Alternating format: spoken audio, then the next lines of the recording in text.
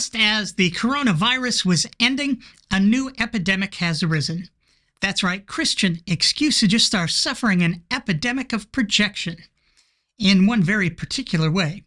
We've already looked at how this epidemic has infected inspiring philosophy, where he claims that atheists, even in the face of clear evidence for God's existence, would reject that evidence. How do you respond to the hiddenness of God, this argument? And I'm not going to get, you can still man it for me, but the idea being, if God exists and wants me to be saved, and I need to accept that salvation in some capacity, then I need to first at least know that he exists. Mm-hmm. And yet there are atheists who really would believe in Jesus Christ and God if they could.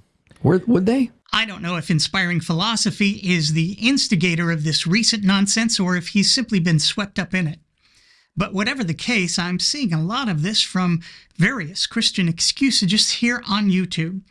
And almost inevitably, this clip with atheist Peter Atkins is offered as evidence for the claim. Some people might accuse you of being so committed to atheism that you'd never be willing to countenance any evidence that might lend support to a creator behind the universe. So I'm just interested, what sort of evidence could science or the physical universe present to you that would make you think, actually, that is evidence that there's a mind behind this? I find that a very difficult question. If I were looking in the Bible for evidence, heaven forbid, I would expect to see maybe increase in entropy is equal to Q reversible divided by temperature.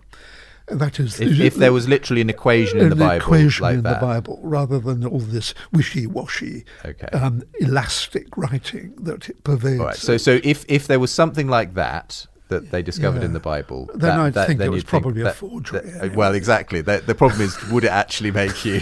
No. I mean, is there anything from is there any kind of evidence in the universe that could make? I mean, if the stars lined up to spell, Peter, please believe in me, it's about time. Would that convince I put you? it down to madness. We know this is all projection because we have this from Lobar Bill. And my view here is that the way in which I know Christianity is true is first and foremost on the basis of the witness of the Holy Spirit in my heart.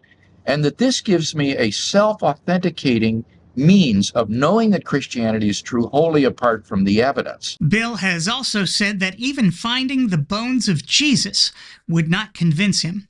Quote, "If the bones of Jesus were to be found, then he did not rise, and Christianity would be false. But given the Spirit's witness, we will never be justified in thinking that any bones discovered were those of Jesus." Peter Atkins was mostly expressing a failure of imagination. From years of watching my friend Matt Dillahunty do his thing, it seems to me that Matt is in a similar position. But he makes the following distinction, saying, "I may not know what evidence would convince me of God's existence, but God knows, and could at any time make that evidence available. Atheists like me are simply following a long and time-honored tradition embraced by, of all people, the disciples of Jesus. In Matthew, Jesus appears to the 11, and some still doubt. In John, Peter and the beloved disciple don't believe Mary and have to see for themselves. In Luke, the disciples think they're seeing a ghost rather than a physical being. So Jesus has them handle him. and they still don't believe. So then he eats some fish to thoroughly convince them. And let's not forget the patron saint of skepticism, the doubting disciple, Thomas. Even when all the other disciples told him that Jesus had appeared to them, he didn't believe. Nor should he. People don't just come back to life after being dead. For that, you need something more convincing than someone's say. Even when those someones are themselves first-hand witnesses and disciples of the allegedly risen Lord, which is far more than we have in the gospel accounts. So, I'm going to beg our excusagist friends, stop this epidemic of projection, telling us and everyone else what atheists would do in the face of clear evidence for the existence of God and the resurrected Jesus.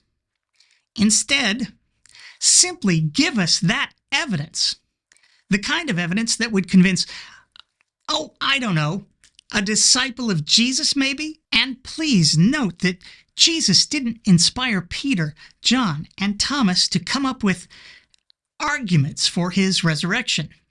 The kapow resurrection argument, or the argument from pescatarian consumption. Jesus brought the goods. He was hands-on. Or rather, he allowed everyone else to be hands-on. That's how you make believers.